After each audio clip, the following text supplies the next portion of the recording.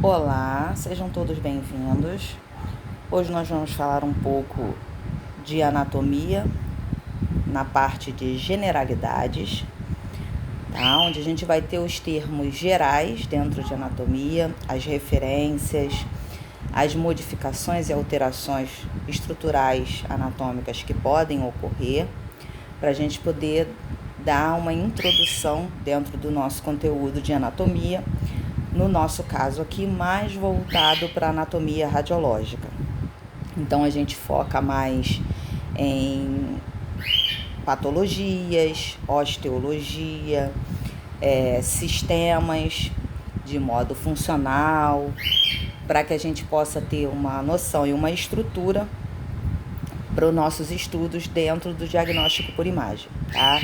Então, no nosso caso aqui, a anatomia é voltada um pouco mais para o curso de radiologia, mais direcionado para as regiões que a gente vai ter um maior contato dentro dos nossos estudos, né? Claro, a gente tendo total conhecimento que quando a gente, por exemplo, avança em algumas etapas, como exames mais especializados, ressonância, tomografia, mama, radioterapia, a gente vai ter um aprofundamento dessas estruturas, desses estudos, dessas estruturas anatômicas, para que a gente possa ter um bom suporte profissional na desenvoltura da evolução desses exames, né? Para que a gente possa identificar melhor as estruturas anatômicas, consiga identificar estados patológicos que fogem da normalidade da estrutura anatômica daquela região, e a gente, consequentemente, tenha mais facilidade de identificar uma estrutura que está fora da nossa anatomia de estudo, de visualização, para que a gente consiga identificar estados patológicos com mais facilidade e, assim, trazer um exame de mais qualidade para o paciente, né? De mais qualidade diagnóstica. Então, vamos lá. O estudo da anatomia é relacionado ao estudo em partes, estudos em cortes, né? Aí aqui eu coloquei a bibliografia básica de referência desse material que a gente preparou aqui, tá? Dentro de anatomia, a gente tem os livros mais conhecidos, os livros mais referenciados, que é no caso do Sobota, o Spencer, o D'Angelo Fantini, o Netter. E a gente tem também os outros livros de outras editoras e outras publicações em geral, que também tem o conteúdo anatômico que dá pra gente estudar tranquilamente, tá? Só não são livros mais famosos, que não são de editoras mais famosas, livros mais antigos, vamos dizer assim, referências mais constantes. Mas, por exemplo, dentro da radiologia, a gente vai ter uma variedade muito grande de livros anatômicos que dá tranquilamente para a gente aprofundar nossos estudos, tá?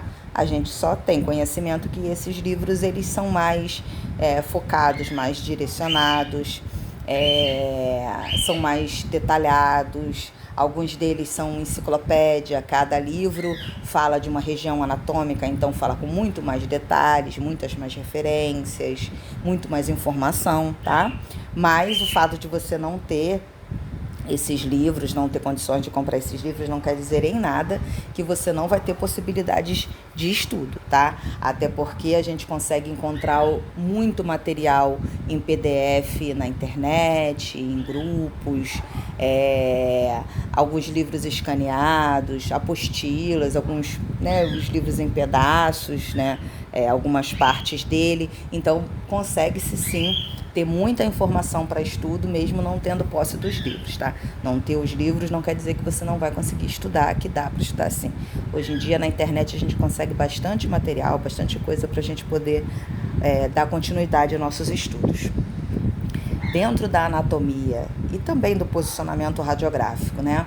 Na nossa área, a gente não pode, de forma nenhuma, não dar continuidade aos estudos. A gente precisa dar continuidade, a gente tem que estar sempre lendo, sempre estudando, sempre nos atualizando, porque é um conteúdo muito extenso. Dependendo de onde a gente trabalha, a gente não tem contato com todo o nosso conteúdo de estudos. Às vezes a gente fica muito preso em um determinado conteúdo e a gente não pega mais o outro, não lê mais os outros conteúdos. E isso é ruim, porque aí quando chega uma situação em que a gente precisa fazer uma avaliação, uma prova de concurso, uma coisa qualquer, a gente precisa começar do zero nossos estudos. E às vezes a gente tem pouco tempo para se preparar para uma determinada avaliação, tá? Então, por ser um conteúdo extenso, um conteúdo de difícil absorção, o ideal é que a gente crie o hábito de manter sempre a constância desses estudos, tanto em anatomia quanto em incidência radiográfica, tá?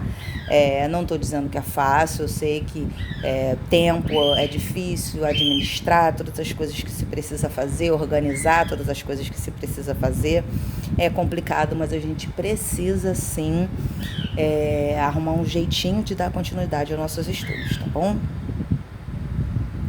Então, analisem um pouco essa imagem que a gente está visualizando agora, das variações anatômicas.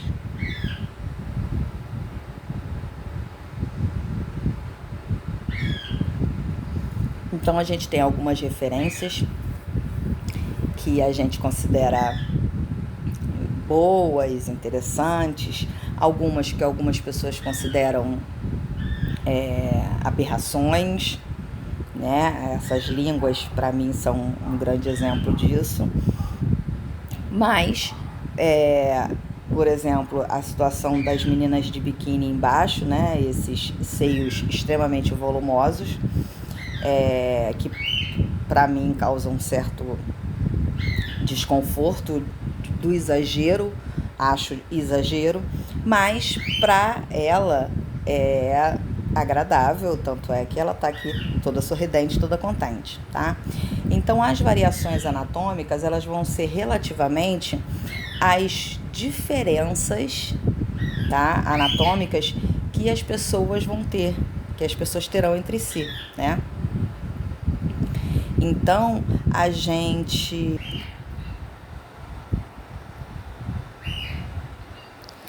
Aí aqui a gente já tem uma situação mais diferenciada, a gente tem as anomalias, tá? As anomalias, elas já são alterações que elas trazem uma situação de mudança, de alteração estrutural, né? Por exemplo, a menina aqui com 6 dedos, esse outro cara em que o globo ocular consegue ser totalmente deslocado das órbitas, essa senhora aqui no cantinho preto e branco, em que a estrutura mamária dela se desenvolveu de forma muito anormal, somente uma, a outra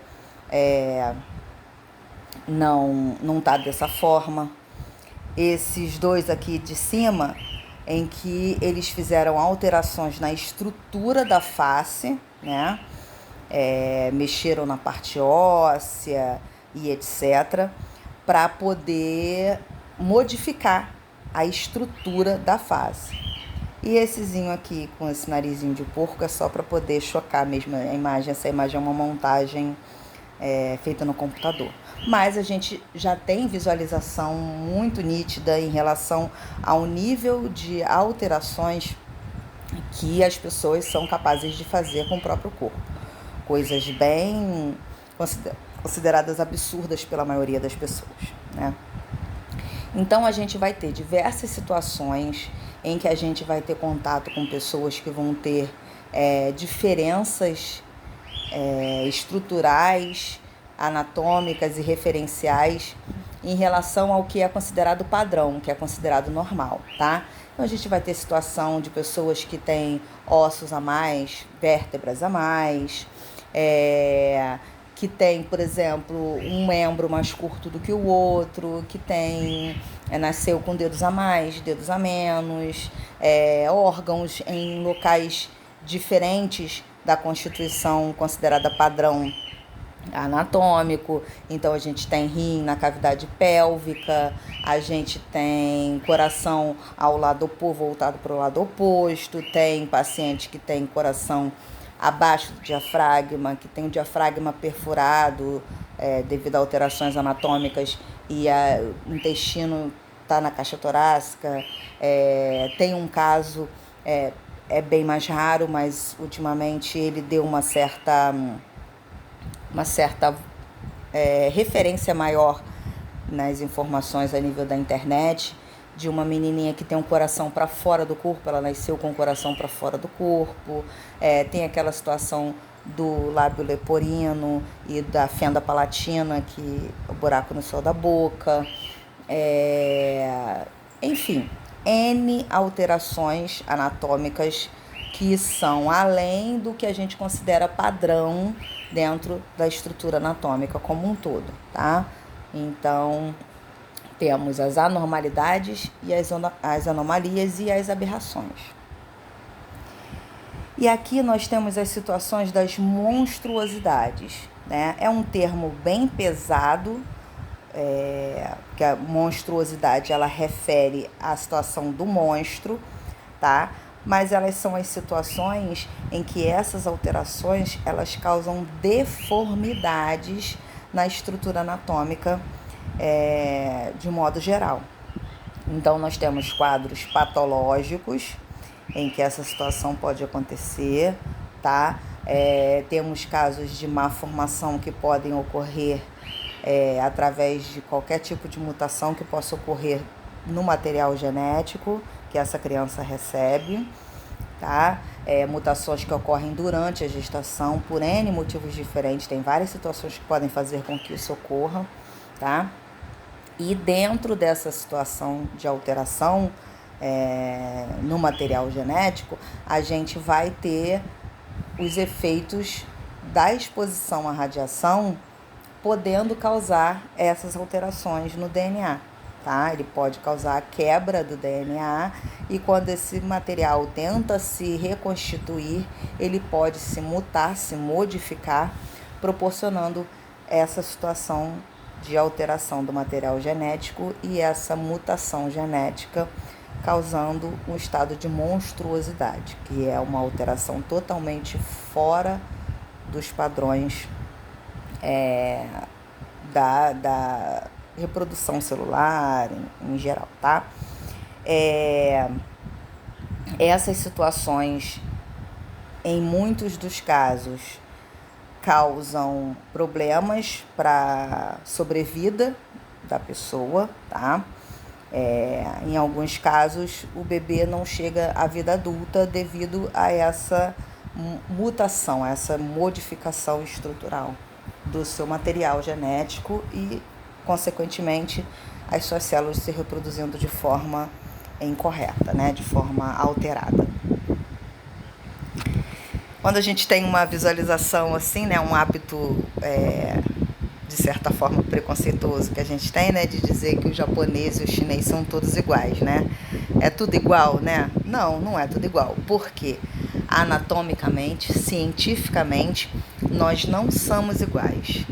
Então, mesmo que tivéssemos todos a mesma fisionomia, a mesma cara, como aqui na foto, anatomicamente, cientificamente, seríamos totalmente diferentes uns dos outros. Então, em forma nenhuma, em aspecto nenhum, poderíamos nem se quisesse sermos todos iguais, né?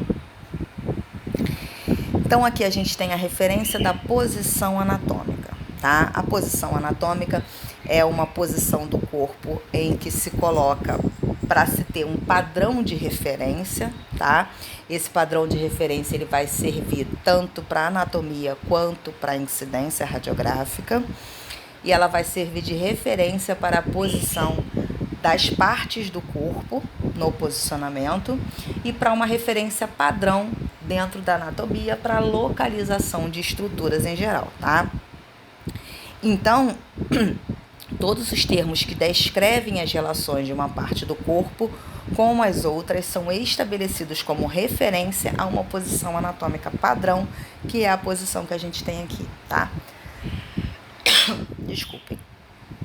Na posição anatômica, o corpo está em postura ereta, com o olhar para o horizonte, os braços pendentes ao lado do corpo, com as palmas das mãos voltadas para a frente em posição supinada.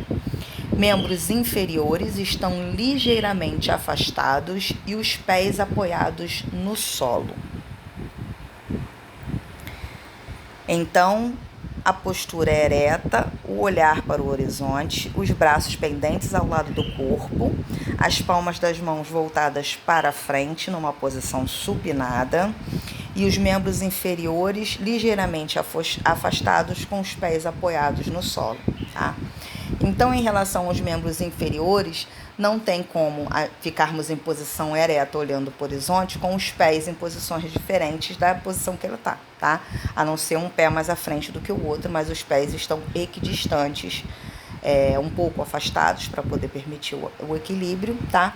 Mas em relação aos membros superiores, eles vão estar abaixados ao longo do corpo com a palma da mão virada para frente, tá? Então, aqui a gente tem esse carinha aqui em posição anatômica, em que a gente visualiza as estruturas anatômicas referenciadas aqui, ó. A gente tem o crânio, que não tá com nenhuma setinha, a região cervical, região torácica, região do abdômen, virilha, região inguinal, região pélvica, coxa, perna, que formam o membro inferior junto com o pé. No membro superior a gente tem braço, antebraço e mão, e temos na região, como se fosse dentro do abdômen, a região lombar e a região lombosacra, visualizada aqui nesse círculozinho em relação à região posterior do paciente, tá? Aqui nós temos a visualização da região abdominal, tá? Dividido em 9 regiões e 4 quadrantes. São as duas referências que a gente tem em relação à localização das estruturas que estão dentro da cavidade abdominal, tá? Então, para localizar os órgãos da região abdominal, a gente pode utilizar tanto a divisão em quadrantes quanto a divisão em regiões, tá? Então, a gente tem a hipocondríaca direita, epigástrica, hipocondríaca esquerda, lateral direita, umbilical lateral esquerda ou flanco direito e flanco esquerdo, região inguinal ou ilíaca direita, região hipogástrica ou púbica e região inguinal esquerda ou ilíaca esquerda, tá? Essas são as 9 regiões em que é dividido o abdômen. Então, quando a gente quer localizar um órgão anatômico, uma parte de um órgão anatômico, a gente pode dizer que a região tal de órgão tal está localizado na região umbilical do abdômen, tá? E a divisão em quadrantes é em número de 4, quadrante superior direito e esquerdo e quadrante inferior direito e esquerdo, tá? Aqui nós temos os planos de delimitação do corpo, tá? São referenciados aqui por esses quadrinhos cor-de-rosa, essas placas cor-de-rosa.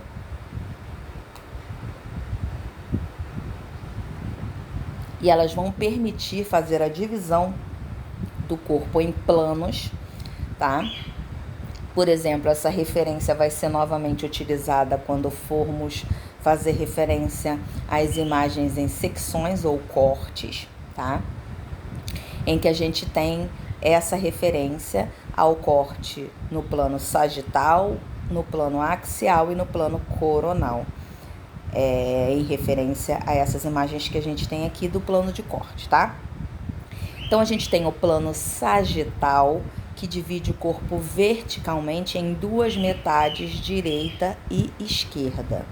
E temos o plano médio sagital, que divide em partes iguais, direita e esquerda, tá?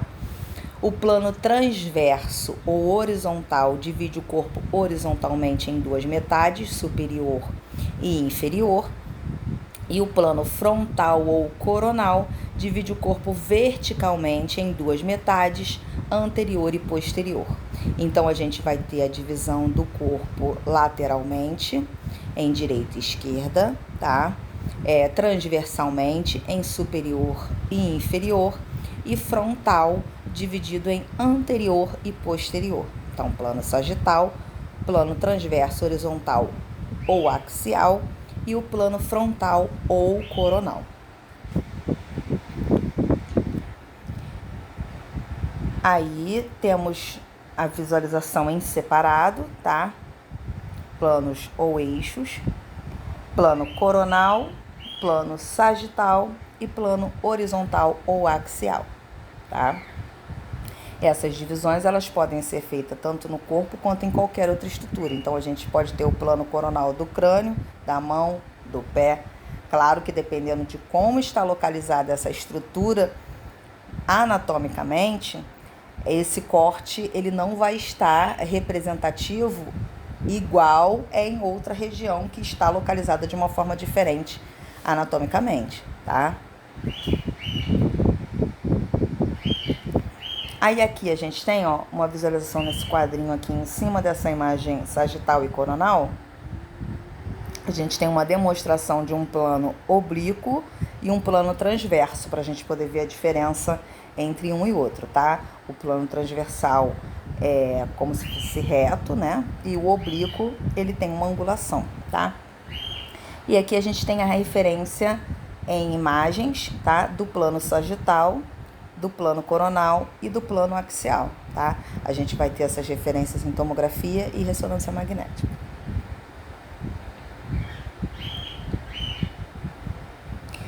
Aqui nos planos, no sagital, a gente tem o lateral externo, medial ou interno. Então, vai ser literalmente para isso que essas referências, que esses planos vão nos ser útil, porque eles vão permitir que a gente tenha referência de localização dessas estruturas. No frontal, a gente vai ter anterior ou ventral, posterior ou dorsal, e no transverso, a gente vai ter superior ou proximal, inferior ou distal. Então, por exemplo, aqui nessa imagem do braço, a gente tem o plano anterior e o plano posterior, e em referência a ele, falando do membro superior, a gente tem a mão em uma posição distal a esse plano de referência e o braço uma referência proximal. Então, o braço está proximal, o antebraço está medial e a mão está distal ao nosso ponto de referência, ao nosso plano de referência, tá? Nessa imagem do lado, a gente tem as outras visualizações, a gente tem a cabeça numa projeção superior, os pés numa projeção inferior e temos a parte mais próxima ao eixo central, ao plano médio sagital. A gente tem uma posição medial, o que está voltado em direção a ele, e o lateral, o que está voltado, afastado a ele. Então, por exemplo, na posição anatômica, o rádio está localizado lateralmente no antebraço e a ulna medialmente no antebraço, tá? Aqui a gente tem uma planilhazinha, né, de alguns termos de definição, tá, em relação à posição e direção. Então tem anterior, frontal ou facial, posterior dorsal, póstero lateral e assim por diante, tá? São referências que a gente vai ter nessas projeções anatômicas, tá?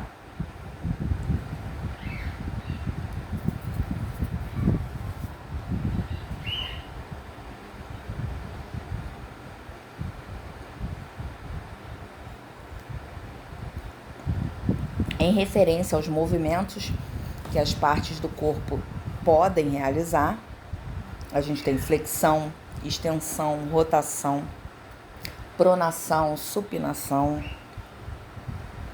Algumas estruturas têm mais movimento, outras estruturas menos movimento. Então, a gente tem aqui, ó, flexão, tá? Fletir, flexionar. Extensão, estender.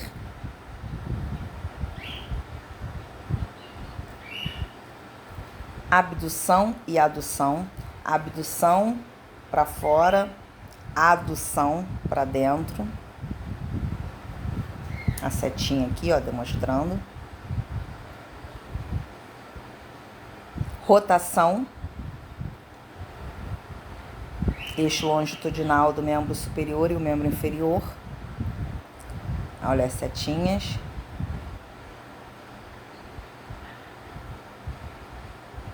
Pronação, a palma da mão para baixo. Supinação, a palma da mão para fora. Aí a gente lembra lá da referência que a gente tem na posição anatômica em que a mão está em supinação. A palma da mão para cima, para frente.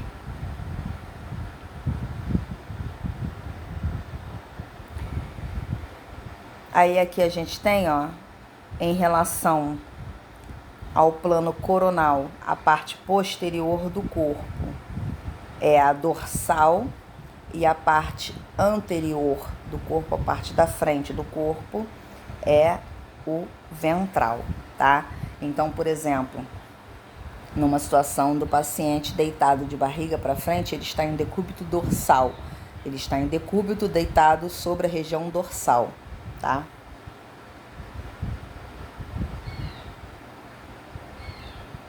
Então agora a gente vai falar sobre o esqueleto humano, os ossos do corpo humano.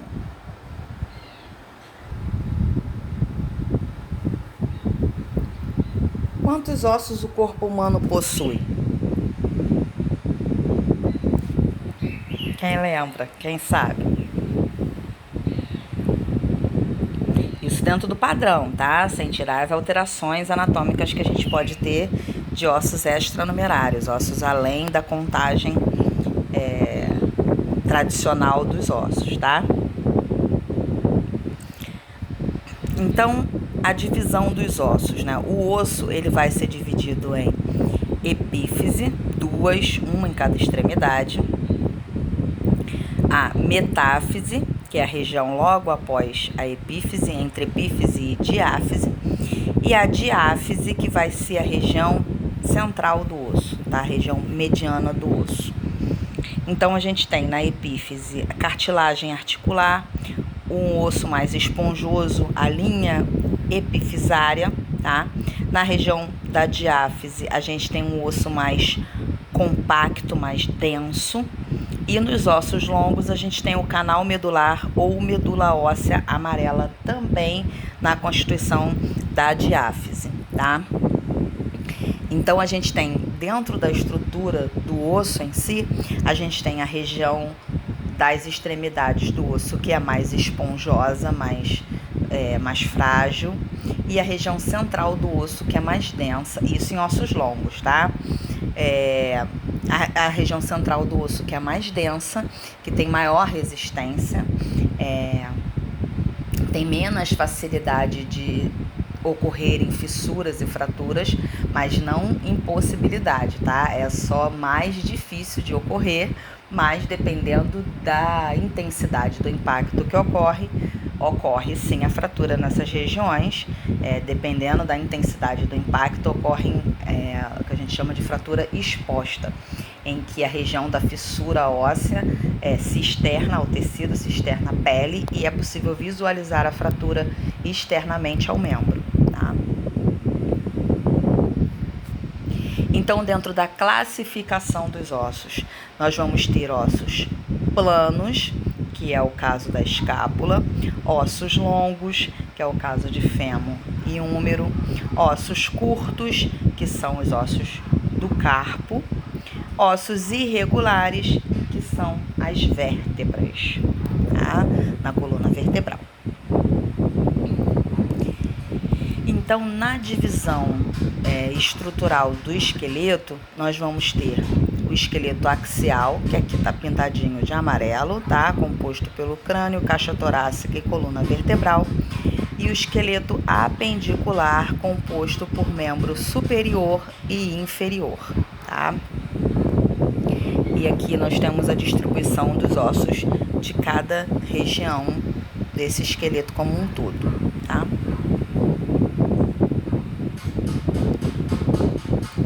No esqueleto axial, nós vamos ter o crânio, tá? Constituído, a cabeça óssea, na verdade, constituído por crânio e face.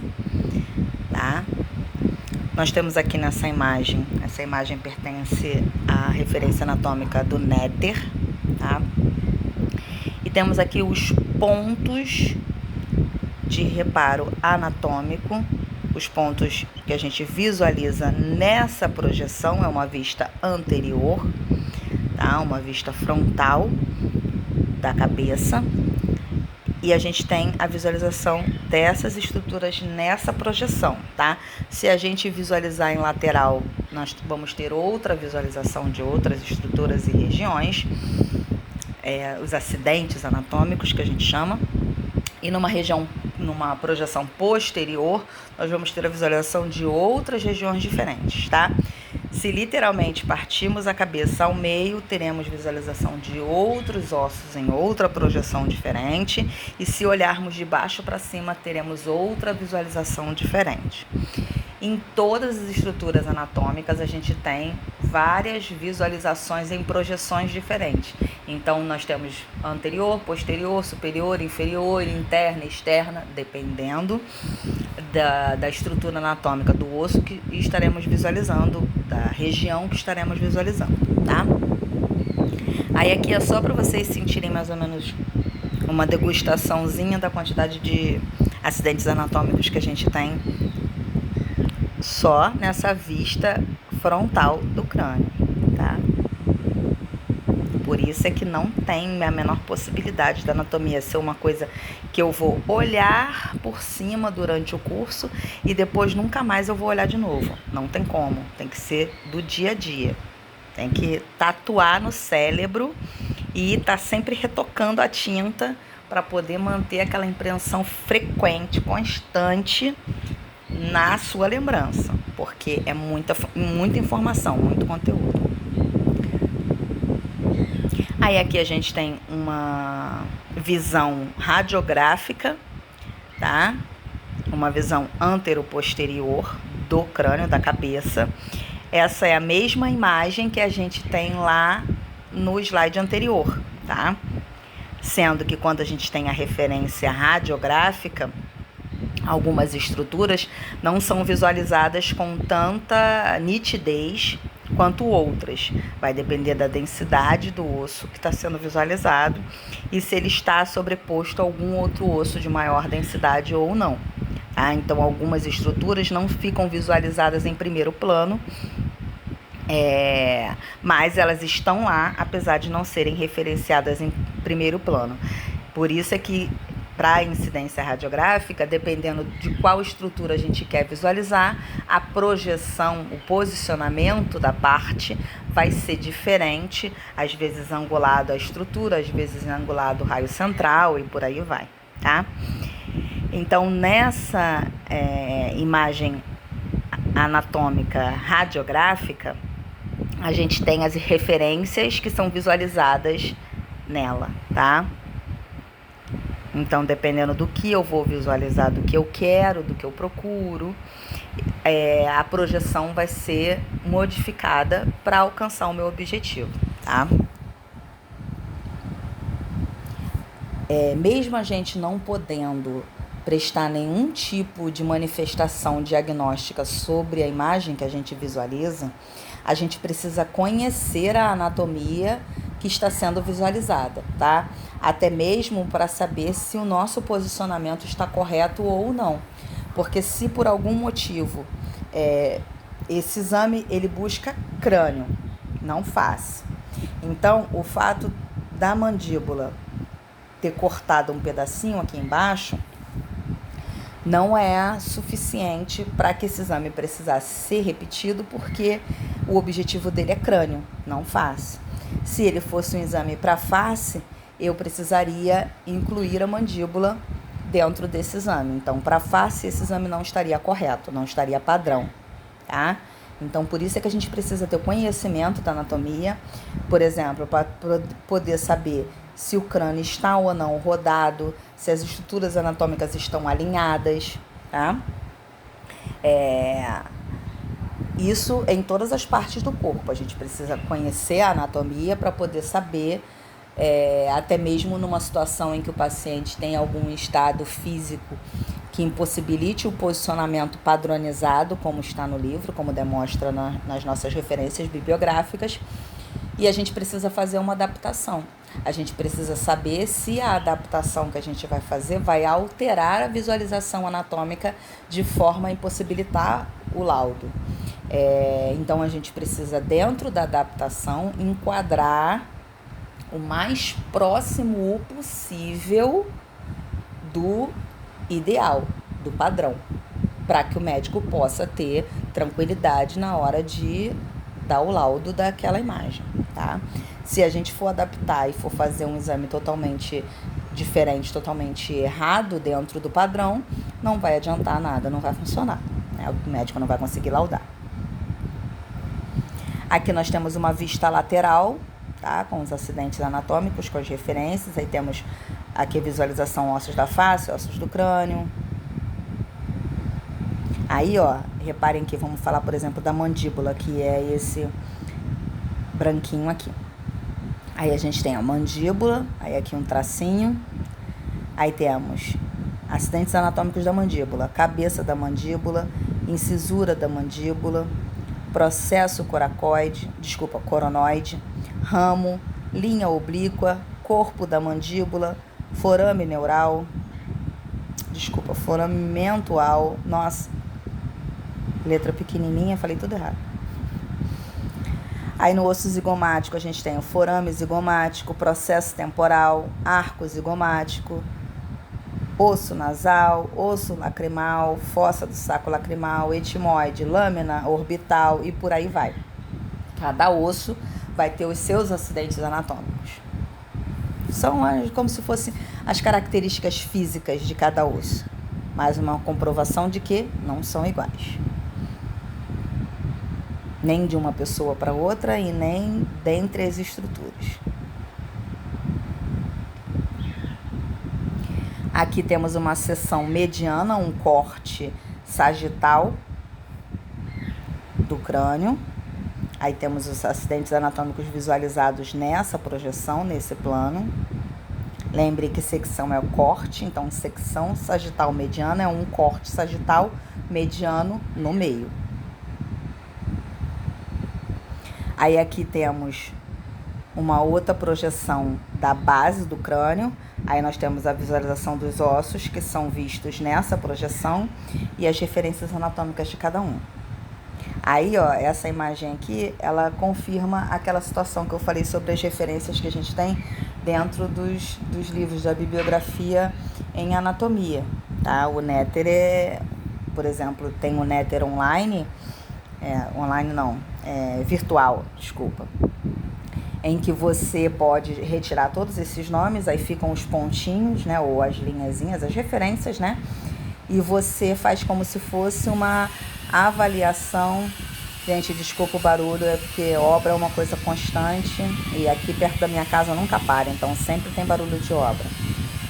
Espero que não atrapalhe muito, não incomode muito. A gente tem as referências e no Néter a gente tem possibilidade de fazer como se fosse um teste. Aparece osso frontal, sulco do seio sagital superior. E a gente clica e ele diz se a gente está certo ou errado, se a gente acertou a localização. É muito interessante. Mas é um livro caro por ser um livro, vamos usar o termo, famoso, e por ser uma enciclopédia grande, um conteúdo extenso, bem descrito, tá? Aí aqui a gente tem uma visão basilar, uma vista inferior da base do crânio. Aqui a gente tem a visualização de um crânio de um recém-nascido, tá? Com as fotanelas, que a gente chama de moleira. São as regiões onde os ossos do crânio ainda não se consolidaram, ainda estão separados, tá? Eles estão aqui unidos por uma membrana e conforme a criança vai crescendo, esses ossos vão se consolidando e essas fontanelas vão se fechando até chegar no crânio adulto, em que todas elas são fechadas e os ossos não têm mais articulação, tá? Enquanto está crescendo, se desenvolvendo, esses ossos são separados para que o cérebro possa ter espaço para se desenvolver. E quando ele para o seu crescimento, os ossos do crânio se consolidam, se fecham e essas articulações não têm nenhum tipo de movimento. As articulações entre os ossos do crânio. Aí aqui a gente tem uma visão radiográfica lateral da anatomia do crânio.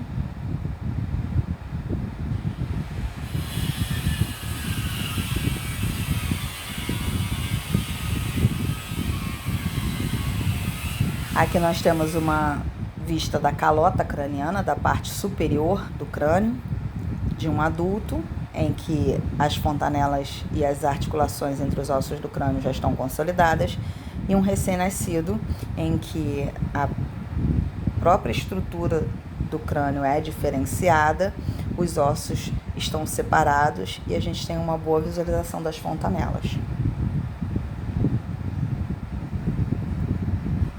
As articulações entre os ossos do crânio são chamadas de suturas, tá? São articulações sem movimento. Aqui eu coloquei uma visão, seccional, um corte axial, horizontal, dos seios paranasais, os seios da face, tá? Esses seios são cavidades, tá? Preenchidas por ar, e a gente escuta muito dentro de radiologia, exames de seios da face para visualizar a sinusite, que é um estado inflamatório em que ocorre acúmulo de secreção nessa região.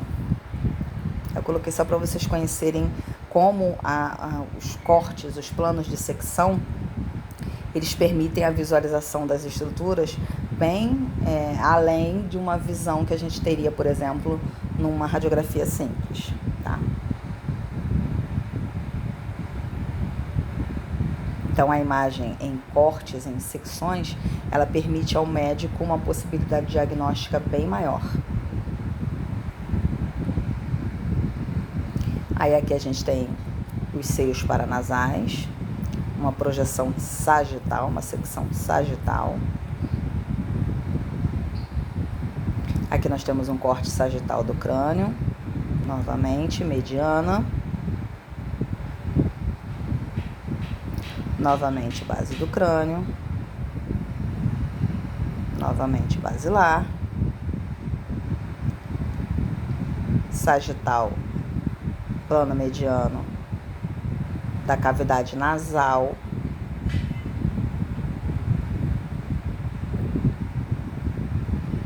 Arcabouço ósseo de cabeça e pescoço.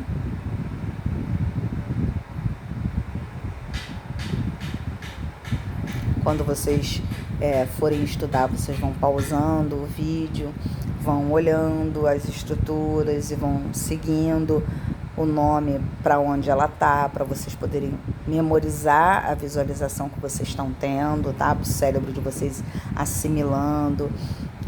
Muitas das vezes é necessário ver 2, 3 vezes. É sempre bom com o material do lado, fazendo anotação, olhando em outros livros.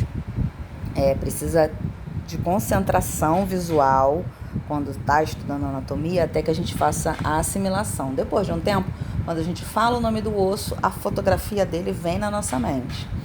Mas é memorização mesmo. Então, o ideal é ir pausando, aí vai vendo aonde aquela referência do nome está ligada, para olhar para aquele ossinho e ver que ele é o fulano de tal, ele é ciclano, ele é o beltrano. Para a gente ir assimilando onde está quem, articulando com quem, próximo a quem está na frente, quem está atrás. Depois de um tempo, o cérebro da gente vai assimilando com mais facilidade, tá?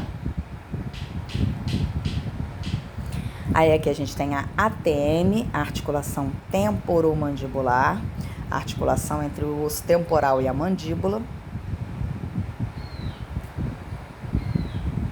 Ocorre muita situação de exame diagnóstico dessa região para pacientes que têm uma patologia chamada de bruxismo, que é uma patologia em que o paciente range os dentes, normalmente durante a noite, quando está dormindo. E essa fricção, ela causa deterioração da ATM, da articulação temporomandibular. Então, o paciente começa a sentir dor, trepidação na articulação. Às vezes tem paciente que tem dificuldade na abertura da boca devido ao problema na articulação. Então, tem muita situação de exame diagnóstico dessa região para poder saber a possibilidade de abertura, se tem lesão, se tem inflamação, para poder saber como é que vai ser feito o processo diagnóstico e tratamento da região. Aí aqui a gente tem a vista da mandíbula, é o único osso da cabeça que tem articulação móvel, que tem movimento. Aí aqui a gente tem os acidentes anatômicos na mandíbula.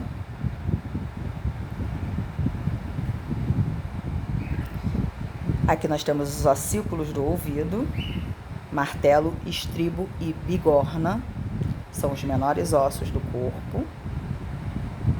São os ossículos da audição, cavidade timpânica ou meato acústico. Meato acústico a gente tem interno e externo. O externo vai ser bastante referência em posicionamento, mais do crânio.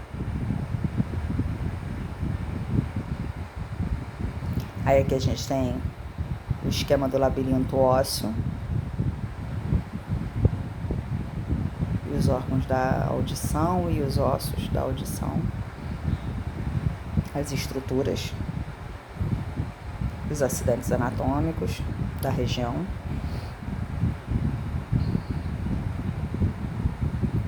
Aí aqui a gente tem, só para conhecimento, a dentição.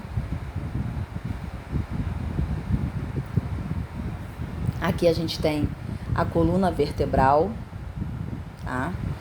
A gente tem lateralmente a visualização das curvaturas normais da coluna, as curvaturas que todo mundo tem, tá?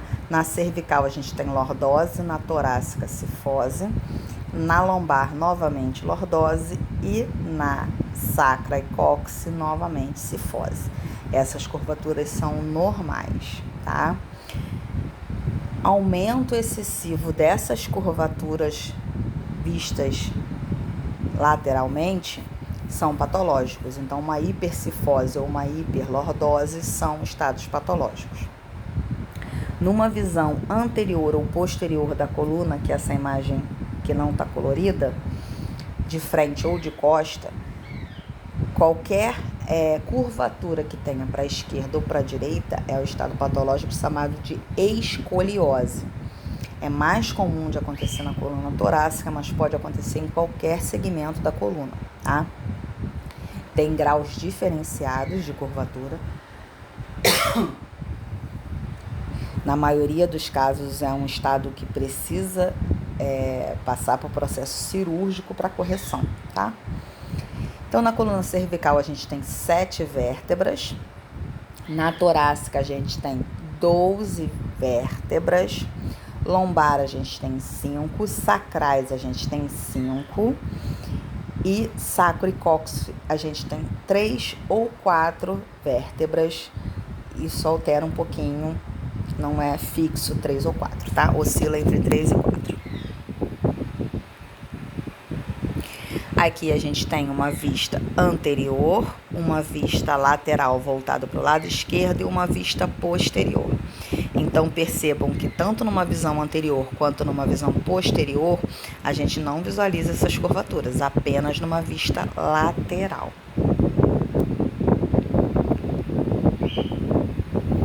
Aqui a gente tem a visualização de vértebras cervicais atípicas, que são diferentes das outras vértebras do segmento como um todo, tá? Aqui a gente tem atlas e axis, C1 e C2. C é de referência à coluna cervical e 1 a sua localização, 2 sua localização. Então a gente tem a primeira vértebra cervical, C1, a segunda vértebra cervical, C2 e assim por diante, C3, C4, C5, C6 e C7. Aqui a gente tem uma vértebra torácica, tá? Essa é a 6ª vértebra torácica. Todas as vértebras torácicas são típicas entre si, não tem nenhuma atípica. Mesma coisa na lombar, sacro, cóccix, apenas cervical tem vértebras atípicas.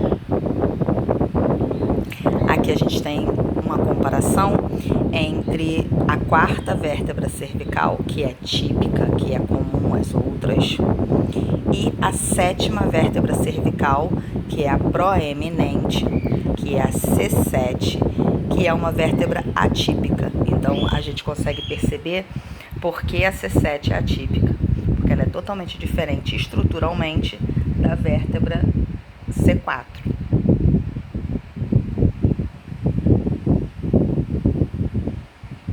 Aqui temos uma vértebra lombar.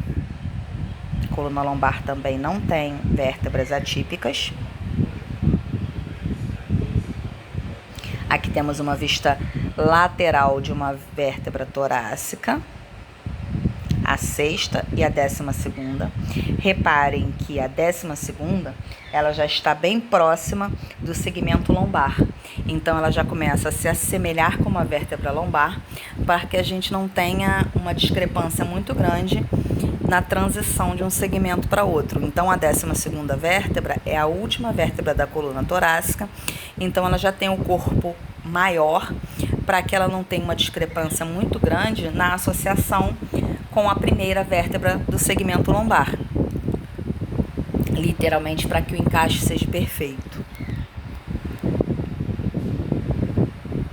Aqui a gente tem novamente uma imagem radiográfica, tá? Essa radiografia ela é para visualizar a articulação atlanto-axial, a articulação entre atlas e axis, entre C1 e C2, primeira e segunda vértebra cervical.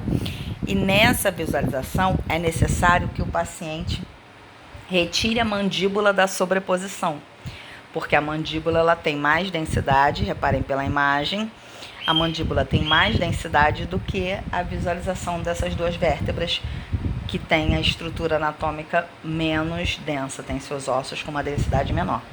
Então, é necessário que o paciente tire a mandíbula, entre aspas, da frente das vértebras, para que seja possível a visualização das mesmas, para que elas não fiquem sobrepostas à mandíbula.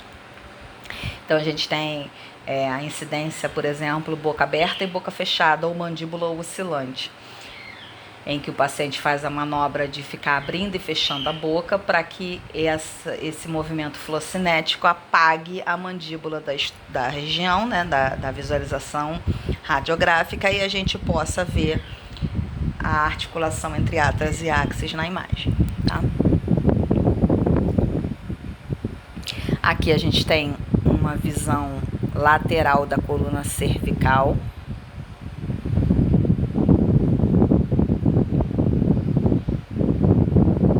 Aqui a gente tem a visualização do encaixe entre as vértebras. Aqui a gente tem o segmento T7 a T9. Visualizem que esse encaixe ele forma o canal vertebral, bem ali no meio, entre os forames vertebrais. Quando eles se unem, eles formam um canal por onde passa a medula. A coluna vai ter a função de proteger essa estrutura. Reparem também que no segmento torácico, né, das vértebras torácicas, elas vão fazer articulação com os arcos costais.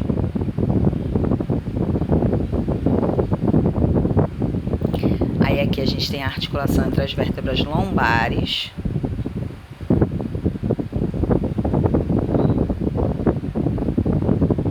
Aqui a gente tem visualização das cervicais, torácica e lombar, para que a gente possa perceber a diferença entre as vértebras de cada segmento.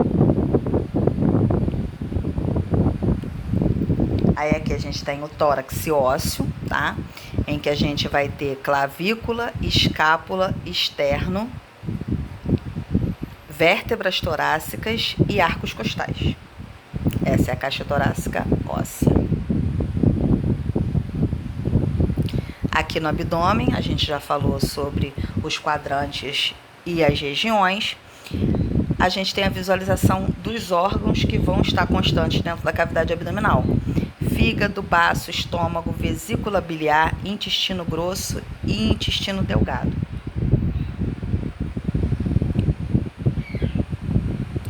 Esqueleto apendicular, ou seja, membro superior e inferior. No membro superior a gente tem clavícula, escápula, húmero, ulna, rádio e mão. Na mão a gente tem carpo, metacarpos e falanges. Na anatomia da mão a gente vai ter os ossos, tá? Aqui nessa referência anatômica, unciforme e grande osso foram alterados na reforma anatômica que teve na nomenclatura e eles mudaram o nome, tá? Então a gente tem rádio e ulna, semilunar, escafoide, piramidal e pisiforme. Unciforme, captato, grande osso, amato, trapézio e trapezoide, tá? No membro inferior a gente tem os ossos do quadril, o fêmur, patela, tíbia, fíbula e pé. Espero que vocês tenham gostado desse primeiro contato que a gente está tendo com o conteúdo de anatomia, tá?